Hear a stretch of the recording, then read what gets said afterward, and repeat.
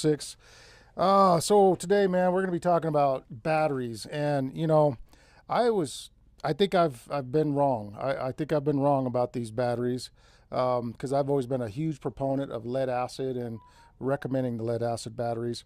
And I think I've been all wrong about it. I think I needed to kind of revisit it. It's taken a little bit of help from one of my subscribers, actually. And he showed me a video and it kind of got me interested. Before I didn't even know really the difference between the different types of lithium batteries, but apparently there's 3 major types. We're going to talk about that in this video today.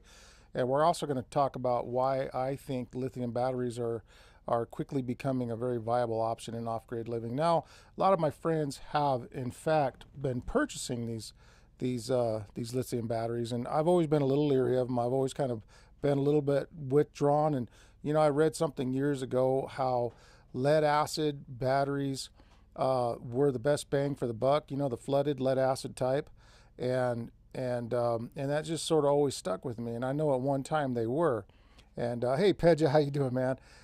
Thanks for the video, Pedja. I watched it, and we're talking about batteries today, man. And I'm going to be going over some of the stuff that I learned, and and that you kind of helped me out with as well, because I've always said that the flooded lead acid are the most cost-effective per watt hour, and for longevity as well. Now I've got L16s. I bought 8 of them for about 2,700 bucks.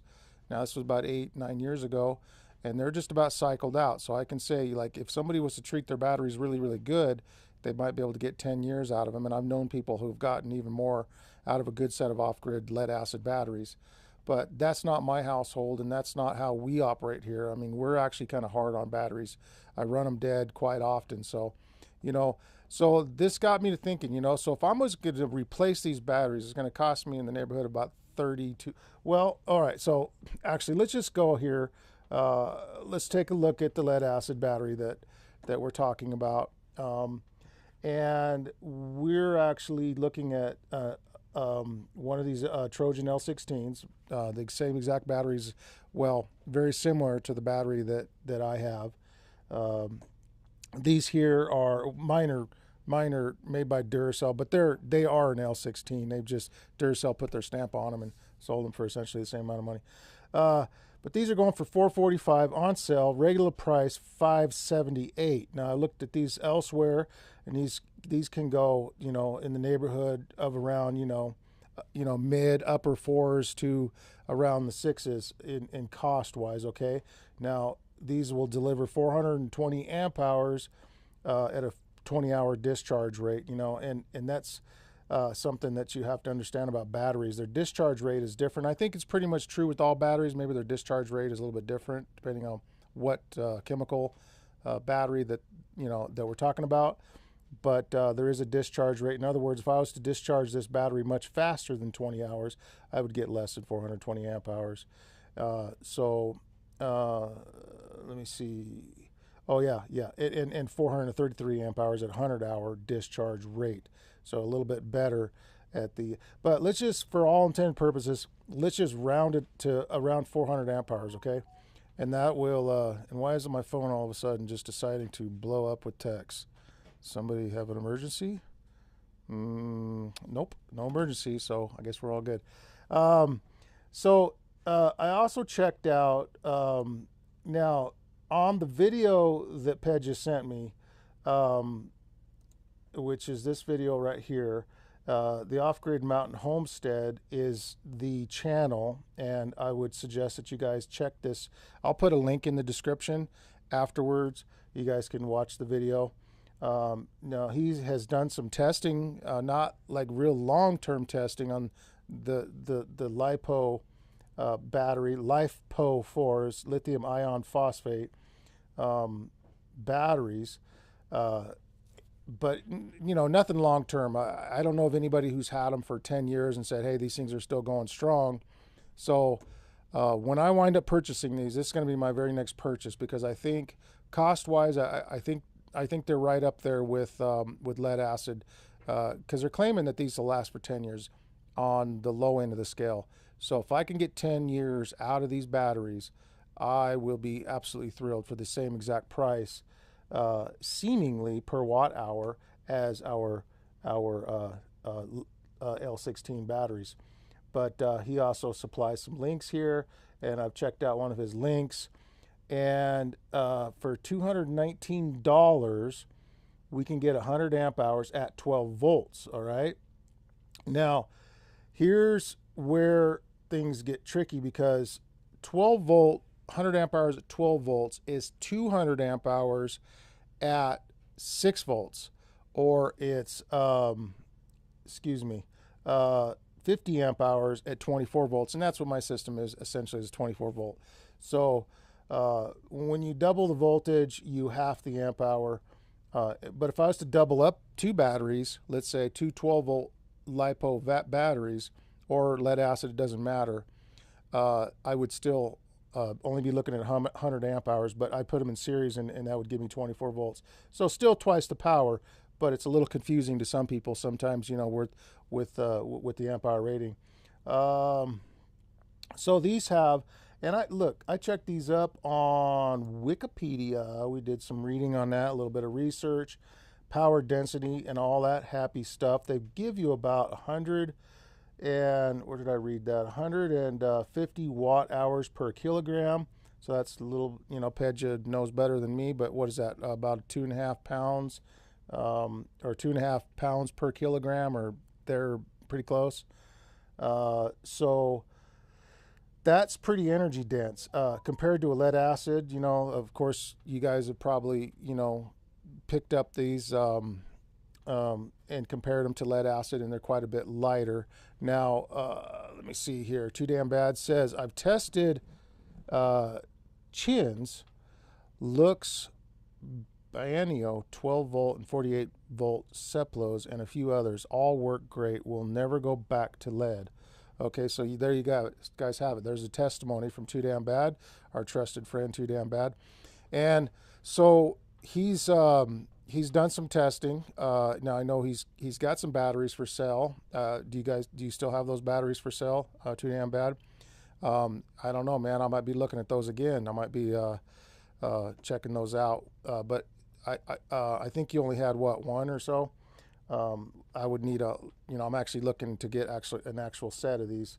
But to go back to Wikipedia here, let's keep reading here on this stuff. Zooms not looks. Zooms not looks. What do you mean by that? Too Damn Bad. Zooms not looks. Okay. Pedja says, major difference is sensitivity to the state of discharge between two chemistries. LiFePO can be safely discharged to 5% every time with almost no life cycle shortening. Now, I was going to get to that, actually, and that is actually a really good point, Pedja, because I know lead acid, the less of a cycle you put them through, the longer the longevity. And that's why, you know, I mean, 8.5 years out of my batteries is actually kind of incredible. Okay, so Too Damn Bad says, yes, I have the 300 amp hour Biennios for sale. I have 5 for sale. Okay, so listen, if any one of you guys want to get in touch with Too Damn Bad, you guys can email me, and then I can hook you guys up with, and so anyways. Margarita, how you doing? Haven't seen you in a while. Lead is dead, she says. Yes, I'm starting to believe that lead is dead. Lead is no longer a viable option. So we're looking at lithium, and you know, there's a lot of concern. Like first comment said, looks should have been Zoom brand battery, but brand changed to Redodo. Oh, gotcha. Yeah, the environment. So there's been some criticism with lithium batteries as far as environmental impact and all of that. I know lithium is really a readily available mineral, and this particular battery, the LiFePO, from what I understand, okay, let's go back to our Wikipedia here, because it actually says it a little better. There's 3 major types. Hang on, gotta get my spectacles on, because I'm blind as a bat these days. Yeah, now the batteries that are in the EV cars, most of the EV cars are of the NMC types, okay? And those have about double the density of the LiFePO batteries, but about half of the, from what I understand, they're about half of uh, the cycles, okay? So obviously an electric car, weight is a big concern. So they're going to go with the more energy dense variety of those batteries because weight is everything. But in off-grid, who cares whether you've got lead acid or whether you've got nickel iron, or hey, better yet, some of these battery systems, the LiFePOs actually hang on walls. And Margarita says, I switched over, never go back off-grid. Okay, so are you, I see your comments once in a while, Margarita, on here, and so you are indeed off-grid, I'm assuming. And she speaks like she has some experience with LiPo batteries. So I would like to hear a little bit more from her and her testimony as well. Pedja says, Margarita, lead is not dead. If one gets those for cheap or for free, any battery is better than no battery. Well, that's true.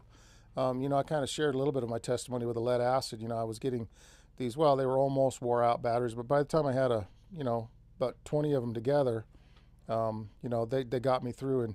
And this battery bank I've been fairly happy with, the L16s. For the price at the time, 8.5 years ago, they probably were the best value per bang, you know, per watt usage. But, you know, as we see now, LiPos have caught up with them and have probably surpassed them in that respect, you know, and which actually getting back to that.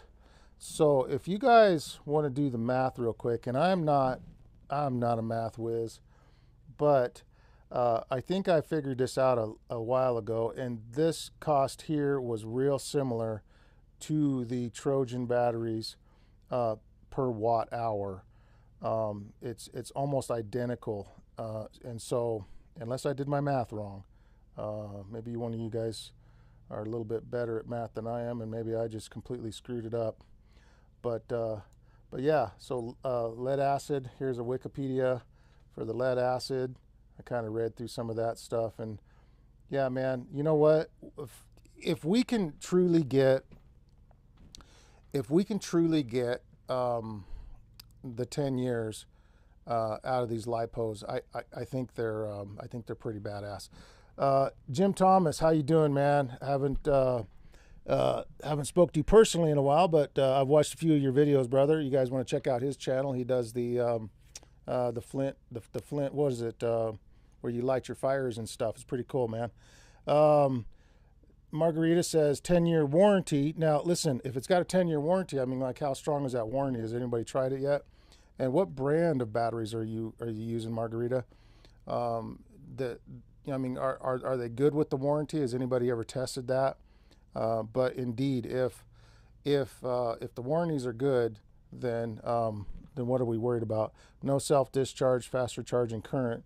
And yeah, so getting back to that, so lead acid, if you cycle them too deeply too often, you won't get the life expectancy out of them, whereas the LiPos, they don't care.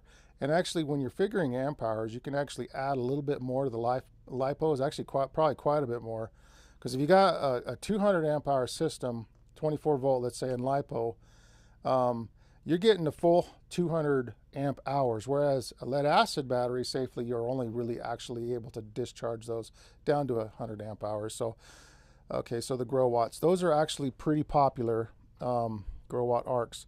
Yeah, and they also make the inverters and all of this. My neighbor right up the road's got a grow watt inverter. Ferrule rods and flint and steel fires. Check out Jim Thomas's channel.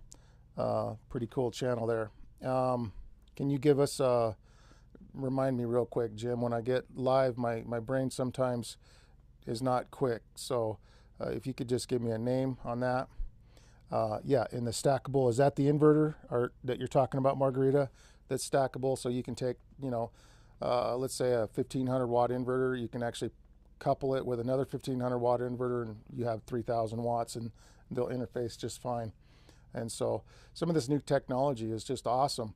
You know, I remember my wife's dad was off grid before off grid was cool. You know, uh, kind of like the country western song, "We were country before country was cool." Uh, Now too damn bad. Not sure about the 10 years thing, but ran the chins for about 16 months and did another load test and still had above the rated amp hour 300. Oh, darn it. 300 amp hour, new tested at 306 amp hour, and still test out the same. Okay, so there you go. So after 16 months, that's pretty good. Yep, and the batteries also stack on each other. Okay, cool.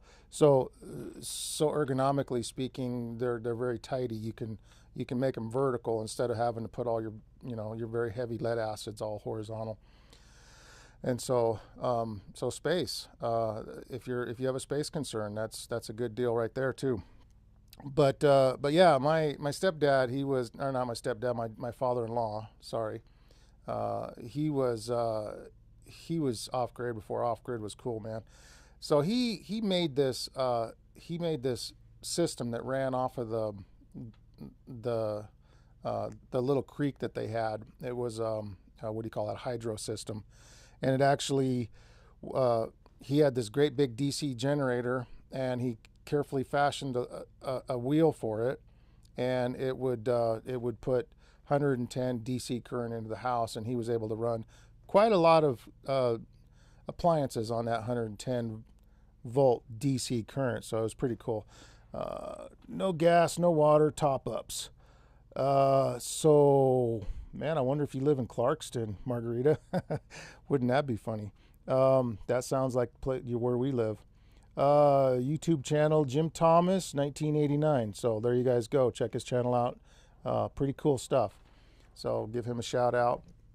But yeah, you know, when I first moved up here, we didn't have no gas, no water, no nothing, and we were very primitive. Now the no gas thing, is that because you guys have enough electricity to get you by?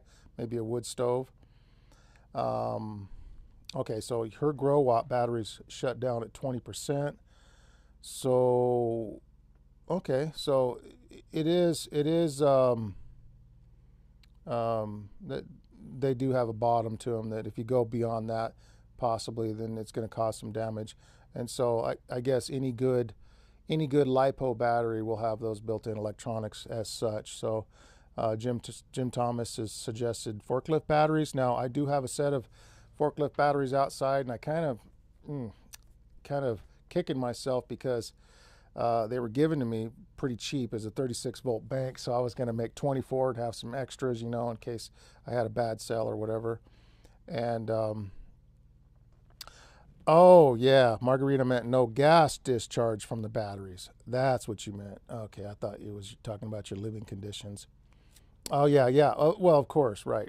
I'm telling you, I get live in my brain. It doesn't work as good as it should. Yes, it's stable between 5 to 20%.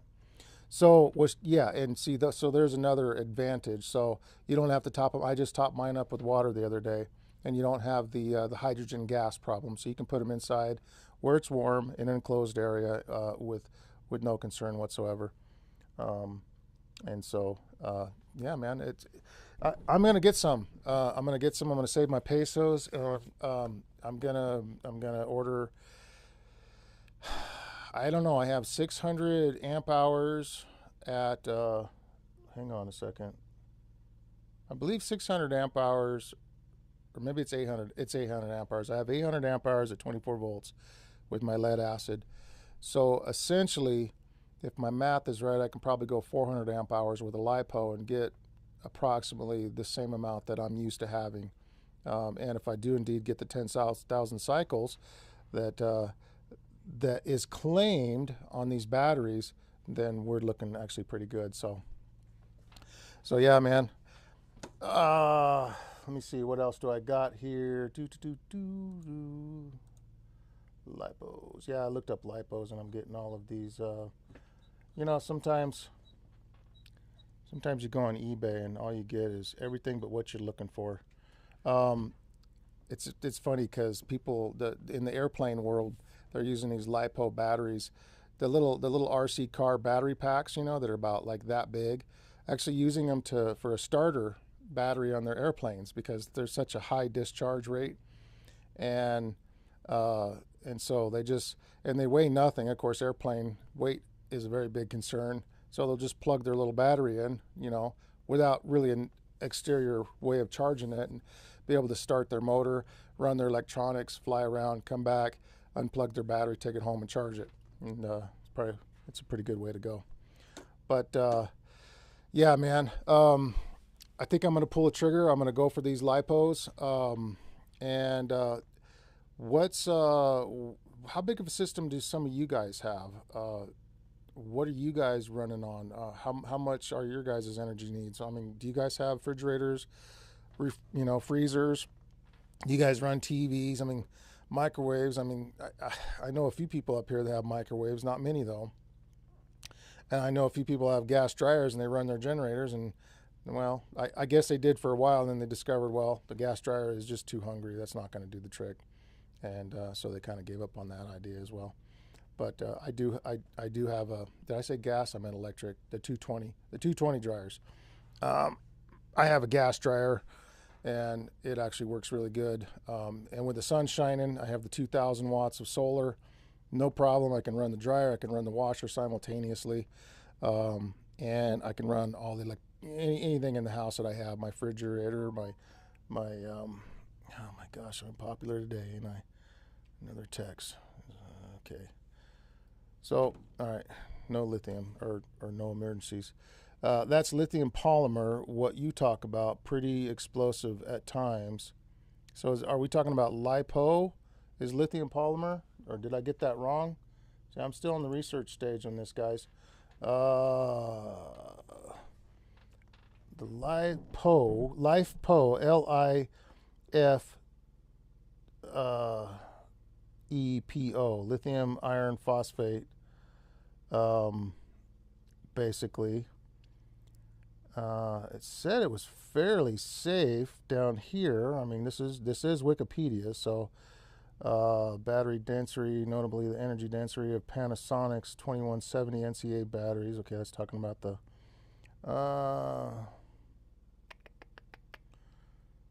boy, I read it somewhere.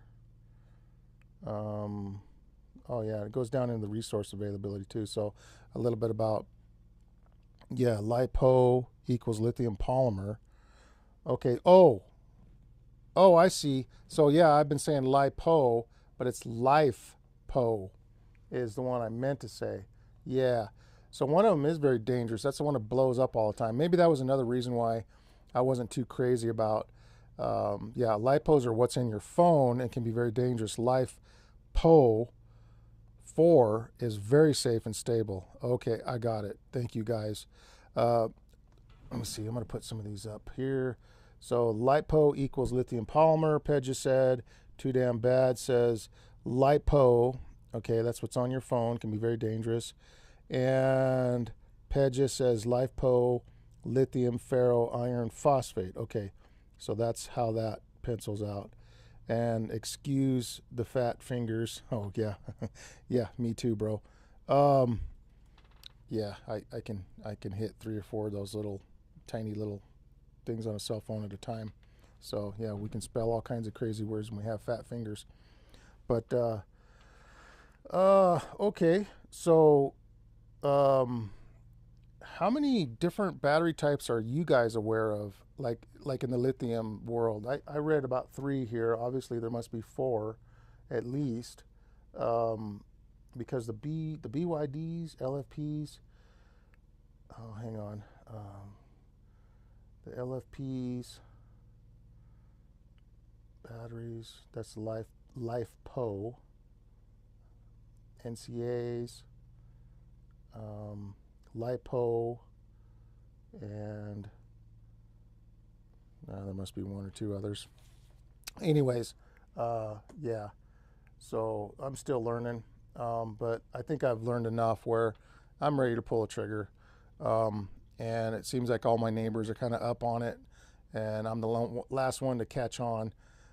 You get stuck in a mode, where sometimes you're just, you just get stubborn, and you just kind of want to stay right there. But yeah. Um, so sodium is the next new technology, but will be very expensive. Now, why is that? Because sodium seems to me like a really abundant resource. Is it just the extraction process, or is it the are we talking about the um, the manufacturing process being very expensive? Because like anything else, and it says there are a lot of lithium-based chemistries. That's true. And I've actually heard that like they had some really good technologies out there, but they're just kind of maybe being suppressed. Battery technologies, like so many other things, they're just releasing it slowly, and it's something that if they flood the market with too many ideas, and the good stuff will get out there too soon. They won't make money on the less than the good stuff.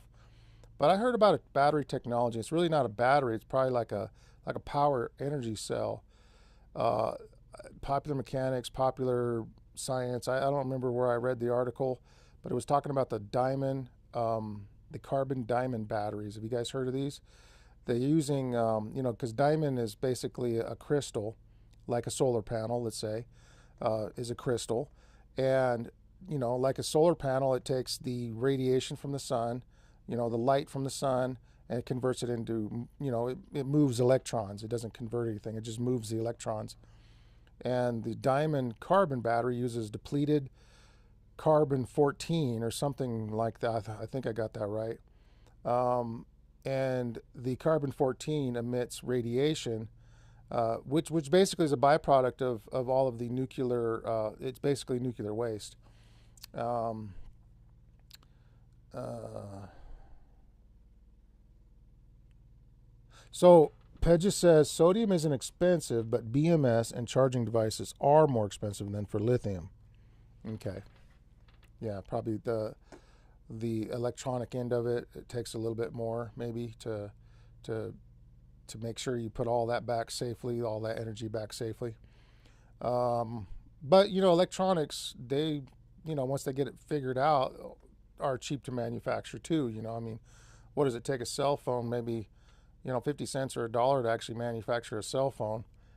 Even some of these very expensive $1,000 cell phones you can buy in Africa, almost the very same identical ones. I've been told for like $10. Okay, there is used 12-volt LiFePO batteries that hospitals use on their emergency carts, and they replace them before they run out, and they are cheap. They are probably 80 to 90% and last years. Okay, expensive, and we're going back to the new battery, the sodium battery technology here. Expensive because it's new. No real reason other than manufacturers trying to pay off the research that it took to develop. That is true. First LiFePO4 was $700, and now you can get 100 amp hours for $399. So yeah, technology's going down, or the price is going way down fast.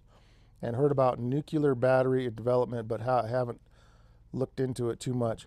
Yeah, so the diamond is the crystal, and of course we can manufacture diamonds. And the carbon 14 is a byproduct of nuclear waste, so there's tons of it, I guess. And you put the two together, and electrons move. And you can make very small cells. And it's basically, this thing sounds like, carbon 14 has a very long half-life. And so it can actually power the crystal for many, many years, and it's very recyclable as well. Once the carbon 14 is depleted, and of course the crystal ain't going nowhere, it's going to stay. I mean, whatever you encase it in has to be stable long enough to, but we're talking about something that can last hundreds of years perhaps. Nobody's going to let that technology get out. That's going to completely destroy everything. The market, that is, because the way the market is now is everything's designed to break down. If you guys haven't noticed lately, but things just don't last as long as they once did. I remember, when I was a kid, we had things, that would be considered antiques now, like Like I was just thinking about one of those juicers, you know, where you put you cut your lemon in half and you stick it in there and you pull the handle down. One of those heavy cast iron juicers, you know, that was all made out of iron. And grandma had it and great grandma had it before her, and you know, it just keeps working and keeps working. It just never breaks. And I don't know what ever happened to that little device, but and you know the little egg beaters that you find in, you know, in antique stores now. You used to find them in yard sales at one point, but everything just is designed to just break down. Like a juicer now would be made out of plastic, and heck, my cell phone case that is supposed to protect my cell phone is doesn't even hold up very well. You know, everything just falls apart. Plastics are wonderful, but they have their limitations, and I think some of that is actually engineered into it. I don't know if it was true, but I heard that during World War II, actually no, I think I more than heard it. I think this was actually confirmed on a documentary, but some of the Jewish prisoners that were the brainchild for a lot of Hitler's, you know, war machine were actually inserting very clever engineering malfunctions into a lot, like the V2 rockets, and you know they had a lot of problem with those in the beginning, and interestingly enough, some of the best minds of World War II were the Jewish people that were also, you know, being killed in the genocidal camps, you know, and but they were also being used for their brilliance to, you know, to make the war machine. But they would engineer these little faults inside of and I wonder if some of what we do nowadays kind of came from that. This planned obsolescence, is that what they call it? I don't know. Everything's so disappointing anymore. I look at the condition of the world now, and sorry for taking the turn, guys. It's just how my mind works, because one thing leads to another. Like, okay, so I need batteries. What do you need batteries for? I need it for an off-grid living.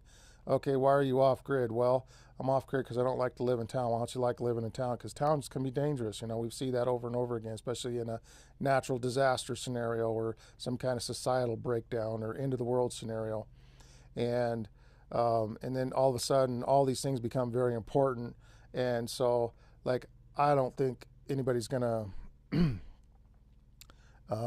It is in fact not a conspiracy theory. I'm assuming you're talking about the Jewish engineers and what they were doing with their very clever engineering, because it was double checked by the German engineers, which, hey, were no slouches at the time and definitely are no slouches today.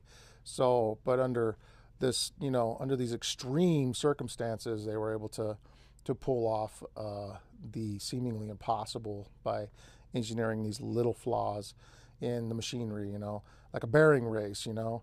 You just make this, you know, you know where the stresses are all going, and you just make little changes to the thickness of the race, or little you know, changes to the thickness, you know, whatever, and you can cause a catastrophic failure within a given amount of time. And so maybe some of that's kind of bled over in today. But yeah, man, plans obsolescence, and oh yeah. Yep, I know people. Besides, that's the reason I like old cars. Amen. Oh yeah, you got a car on your thumbnail there. Pedja, I never asked, but do you have a YouTube channel, or do you have, you know, videos and stuff? I should have looked. I might have looked at one time. Maybe I did see a video of yours. I don't remember. But yeah, man, I've got an old truck. Got several old trucks, and yeah, the new ones, like electric cars, for example. I'm all in on electric, right? I think this is where I part with my party line, if you will. You know, like when it comes to renewable. What was the word we chose last time? Was it alternative energy? We weren't supposed to say green energy, were we? That was the bad word. What about renewables? Is that a bad word? I don't know. You guys let me know. But the alternative energy sources, I know work. No, it's all private on YouTube, he says. Okay, well enough. Gotcha. So probably some stuff of your family and things that you don't really want other people seeing, like your kids and stuff, I'm imagining. Uh, I've got a few of those videos myself. You do some videos of the family, you kind of want a place to store them, and that's why you use the platform. So, oh man, that's cool. But with the way the world is going, everything is going. See, another text. It's like, what in the world is going on? I am just not that popular. I might get 5 texts a week, and I'm a call you up on the phone type of guy. That's who I am. I'm still very old school. I like the old school methods. Where you come home and you get the dial-up phone. The little. That's what I used to like. I'm a hopeless romantic in that way. Kind of like just coming home. We'd spend an hour on the phone, and you'd eat dinner and you go to bed, and your plans were already laid out for the following day, and everybody was expected to be at certain locations at certain times, and it was just that way for the longest time now. We got our phones and we can't imagine it any other way. But I was kind of joking around with somebody yesterday because we do our live stream on the church, and I says, and we were having all these technical difficulties yesterday, and I was like, it's funny, like when you watch like the futuristic movies like Star Trek and Star Wars, everybody knows how to use their electronics. Like from the smallest of kids to the oldest of men, everybody just has this knack of just and everything that they handle, every ship they jump in, they automatically know how to fly it, and it's like that's not even realistic. Like there's a breakdown. Like futuristic stuff is there's these huge learning curves on every time they come up with something better. Okay, so and they work if you know how to connect them properly. I'm not sure what he meant by that. Again, my slow brain on the live stream. But yeah, whenever I go live, there's a little bit of tension, especially if I'm by myself like this. If I have somebody with me, they take some of the tension off. They can be talking while you're thinking, but for some reason I can't think and talk at the same time.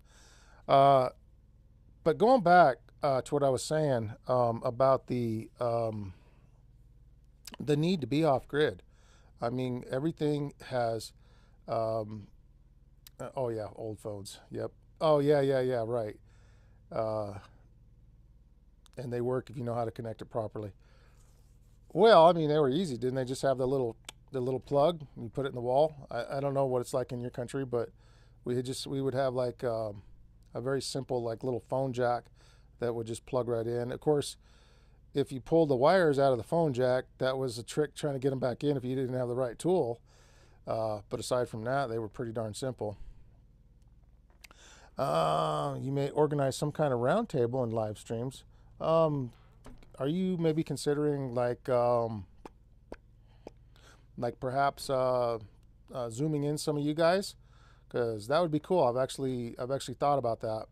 Thought about getting some other people, maybe, or there's not a lot of people in my area that's willing to go, on any kind of live stream. I've asked a few people around here and tried to organize something. My church, it was a little bit different. I do have a live stream, Prophecy Montana. If you guys, little shameless plug there. Prophecy Montana, if you guys want to check out my live stream on my other channel, it's a very religious channel. That's all we talk about. And, basically prophecy and stuff like that. I kind of try to keep this, where it's at with the off-grid. But yeah, I've been able to organize something like that with my other channel. I have like maybe 15, 20 people that actually, at different times join in for discussions. And it's been very successful on our end. It just hasn't been a real popular channel. People are not into, that sort of thing as much, as other stuff. And that's fine. We all, have our different interests, and no judging at all on my part there. But yeah, I've had some people around, my neighbors, they do occasionally watch this channel. But as far as like joining in and stuff like that, I've had even a hard time having them, even make just regular videos with me. They just don't want to be on camera and stuff. Maybe some of them are wanted, who knows? But yeah, I respectfully, I listen to that.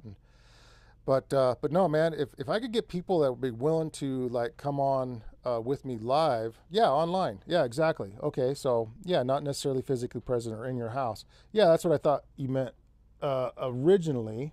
Um, and so that would be cool. Pedja, if you'd like to join in, and maybe Jim Thomas and Too Damn Bad and maybe even Margarita. I don't know who, because you guys are like my regulars.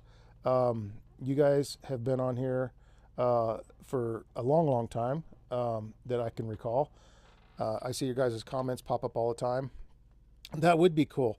So my YOLO box, I use a YOLO box here. It does have a YOLO Live option. It's super easy to use, but the audio is like super weird because I put my headphones on. There's a delay in my own audio, so it's hard for me to talk, even though it works brilliantly in all the other aspects. So it'll probably have to be Zoom. I'm assuming everybody's familiar with Zoom. So if I could get, one or two or three of you guys to be able to join in on the live, I think we might have something going on here, and then we could, intelligently discuss the different options because, I mean, I know what I know, but I don't know everything. And then all this new stuff is coming out so quickly. It's hard for me to kind of keep up with it, especially when my interests are elsewhere. We've started a trade school. A lot of my time has been going to the trade school, and I do my lives every Saturday, and other YouTube channels as well. And so I got all these things going on, between my work, my grandkids, and so. So Pedja says, I meant online, not necessarily physically present or in your house. Oh no, I already read that comment. Sorry, I thought that was a new one. But yeah, so I have all these things going on, and so it just diverts a lot of my attention, and I don't get the research time that I once had. Life was just so much simpler. And I do remember before I went off grid, we knew we were going to go off grid for about a year, and I got intensely interested in it. And I just started pouring into all of the stuff and everything. But that was like dang near 20 years ago, and everything's changed since then. And then all my research with wind generators and stuff kind of led me up to my little stubborn mindset now. Because you guys know I'm not a real fan of verticals. I'm a horizontal guy, like. Yeah. But yeah, people are like ready to throw down sometimes online when they talk about verticals or horizontals, and they're fun topics, man. And everybody has their own own little angle on it. So Pedja says he's up for it, but you'll see only my avatar since it is 1 a.m. here, so I'm not in my best looks. Yeah, man. No, that's cool. Avatars are awesome. If you got the technology to do that, let's do it, man. So we'll have Pedja's avatar. Maybe we can set up something. I got your email, Pedja. And maybe if one of you guys maybe Jim would like to join us. I know he's a YouTuber, and not too sure about Too Damn Bad, but maybe we could organize something, and between now and next Sunday Night Live live stream, and sort of kind of figure out how we're going to work out the details. I tried to use Zoom the other day. I kind of hired this guy from Bangladesh, and yeah, Jim. Jim gets the credit for the name Off Grid 406 because he's the one that did suggest it, and yeah, he's a bot, man. All right, and but respectfully, he has concluded that me being a hot man, it is okay to still be friends with me. But yeah, how about you, Jim? Would you be willing to go live with us and talk about off-grid stuff as well? I know you got a lot of experience in it as well. You've showed me some stuff with your wells and your little setup that you have there, and yeah, we can discuss these things and hopefully be a benefit to other people that are watching, because and do send me another email though, Jim. I do have some of your emails, but I'd have to like scroll through them to find them. But do send me a fresh one so we can talk if you're interested in that. Right on, Pedja. Thanks, man. And I'll send you one too, Pedja. And I'm gonna try and work out this Skype thing, because I did a Skype with a guy in Bangladesh, and I really struggled with it. So I don't know why, because it's super simple. And when we finally did get online, he was very hard to understand. I don't know. There's something about certain accents um, that are very hard, and the Indian accent, and I don't know which language they speak in Bangladesh. Maybe it's Punjab, or there's like what 20 main languages in India. I don't even know them all. We used to have some people at the Quickie Mart, the iconic Quickie Mart, right? Stereotypical Quickie Mart people were from India. Super nice people. I love those folks. They actually sold a winning lottery ticket to somebody and became kind of, pseudo famous there for a little while. It's a big ticket, man. But they had a little mini mart, and I would do work for them in their house and stuff, and always had to take your shoes off. That was the big thing there. And they spoke Punjabi, and they had a very nice family, very lovely people. And so yeah, so when I was talking to this guy, but they had been in America for quite a while, and their accent wasn't quite as strong. But there's just something about the way and it's hard to pick out the words. But so I said, look, man, we got to communicate like by email, and so we've been doing that ever since. But yeah, so Terry Wheelock, you just add very, very good to everything. Okay. Very, very good to everything. I don't know what you meant by that, Terry, but yeah. If you're talking about like strawberry jam or blackberry jam or something like that, man. Okay. Yeah, that's right. You're Slavic. Pedja says, I'm Slavic, pretty natural accent, but if you want, I can do voices and accents like bad Russian or angry Arab.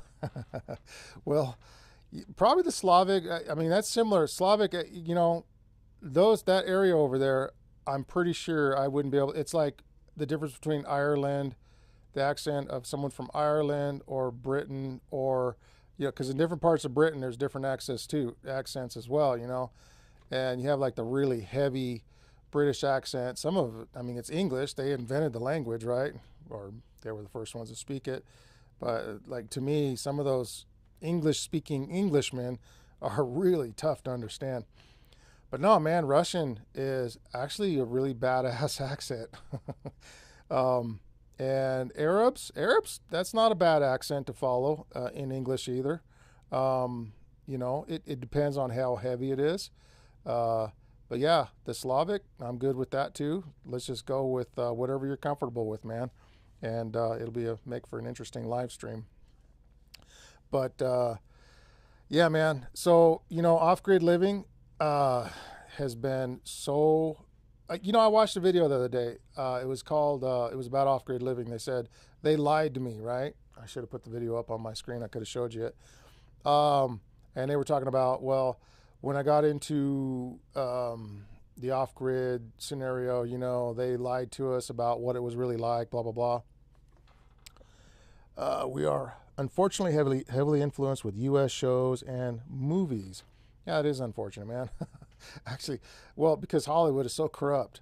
Have I mastered the? Okay, so Terry, which country are you from? Okay, he's being cute. Have you mastered the American language yet? No. I don't think anybody's mastered the American language, or the American language. There's so much slang involved, and you talk to some of those, and again, and it goes back to what I was saying about England. You go to like parts of the South, that heavy Southern draw compared to like where I'm from, like in the Central California, kind of like I have a hillbilly / valley girl, friggin' kind of coastal surfer accent. We say dude a lot, bro. Hey bro, what's up, bro? And so yeah, I got terrible English actually. So I mean, in terms of when the English listen to those Yanks speak, a Yank like myself, they are probably pretty disgusted by it, how badly we've butchered it. But yeah, the Aussies, another great accent. Everybody loves to listen to a great Australian accent or a great British accent or you name it. Accents are just fun to listen to. Maybe that's Maybe I'm not so charming in my own states, but if you listen to me and you're from somewhere else and I sound like I have an accent, maybe I sound more intelligent. No, because the hill, who was it? Fluffy. He did the he did that. I'm getting a cough. He did that little skit on accents and how the southern accent or the hillbilly type, the backwoods accent never sounds intelligent.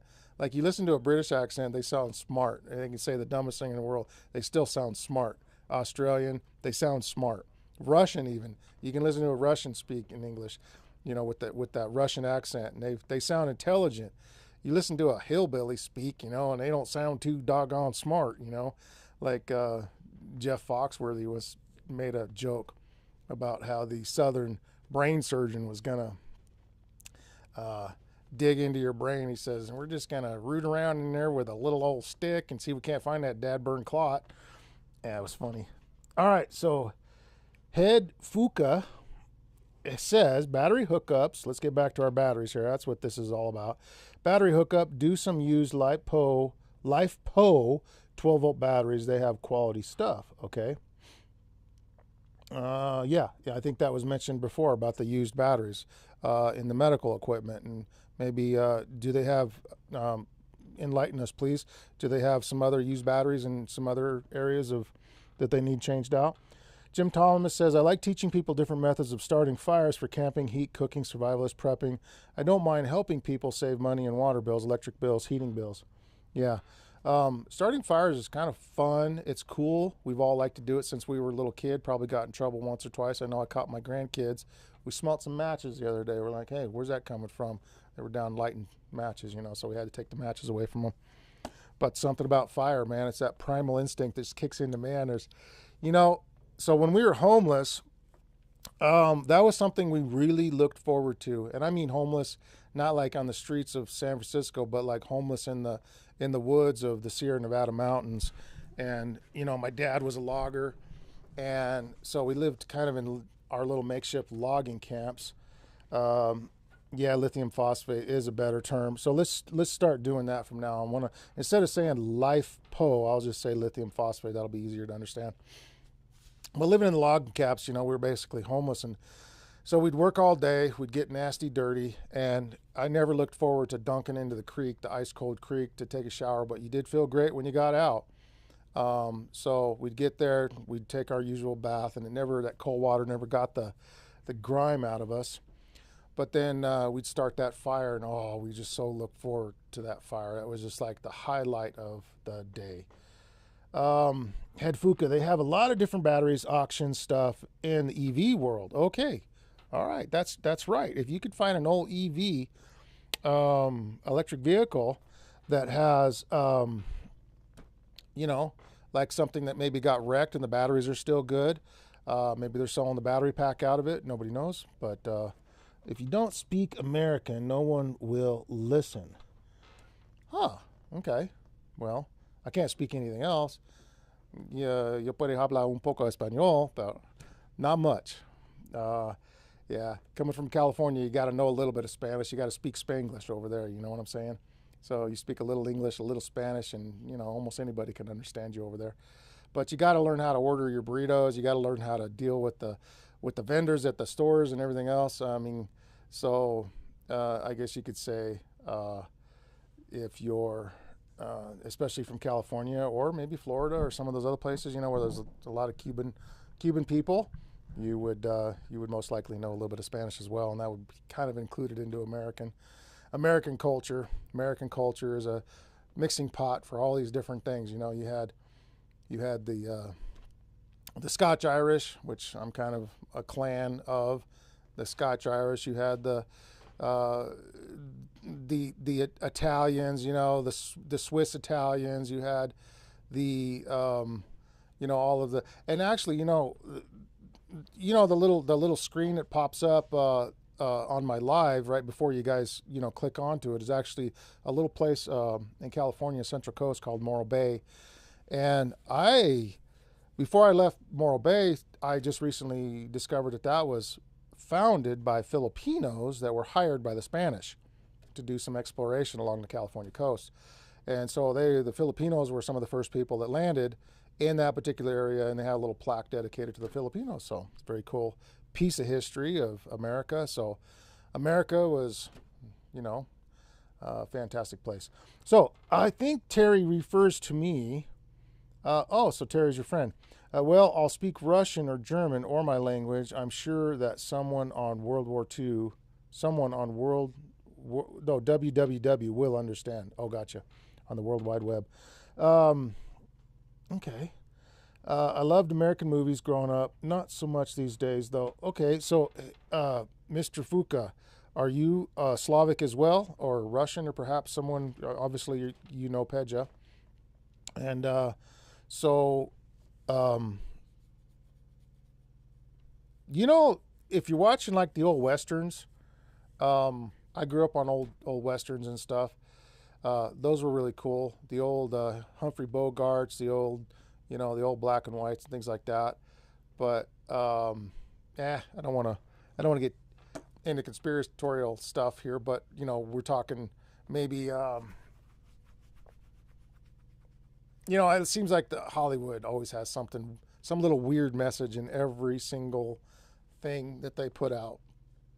It kind of has shaped American society to a large degree, to what it is today, in not a good way, and especially with a lot of the modern stuff. But if I'm going to watch a movie, it's going to be an old movie.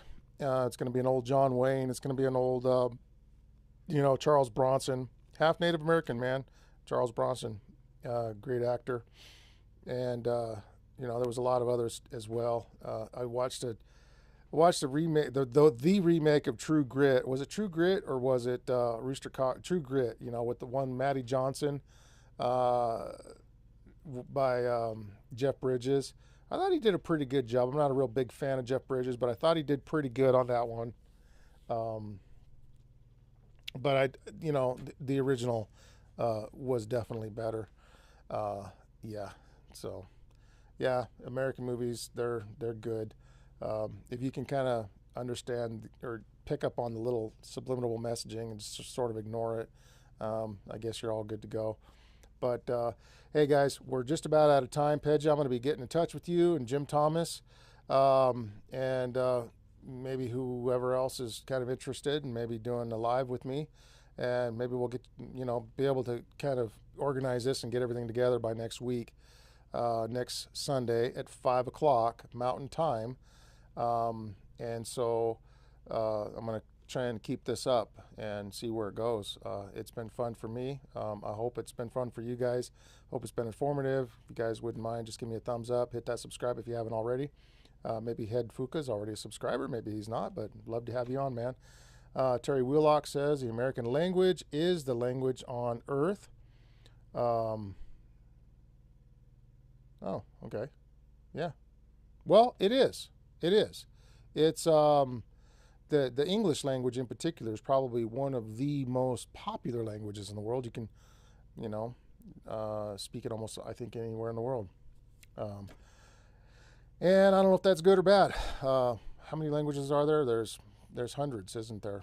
I think there was a lot more at one time, but now we've lost a lot of our cultures. I know there was probably 100 different tribes, Native American tribes just along the California coast, at least 100, with all different dialects. Great book called Ishi. If you guys haven't read it, it's about the last wild air quotes, Native American that was found. Official language. That is true. Yeah, English is the official language of that's what everybody aspires to speak. When they go to school, Africa, Russia, India, no matter where you're at, you're going to find somebody that's going to speak your language. That's not always true with other languages. But yeah, Native American cultures. Ishi is a great book. It talks about the last wild Native American Indian. They found him on a little creek next to where I used to live, and he couldn't speak English. In fact, nobody ever actually learned his language. They learned a little bit about it, but he was the very last of his tribe. Graham Greene did a movie on it. Pretty good movie. The book was way better. Pope and Young, if you guys are familiar with archery and hunting, they actually did a little bit of hunting with Ishi, And Ishi's not his official name. Ishi in his language just merely meant man, because in his culture he was not allowed to say his own name. Had to be someone else present that knew his name to be able to say that person's name, because you weren't allowed to say your own name. So he was just merely called Ishi, or man, in his own language. Very, very fascinating story. Well, with that, guys, we're out of time. And thanks for putting up with me and listening to me this long. And we'll see you guys next weekend, 5 o'clock Mountain Time. So have a good day. God bless.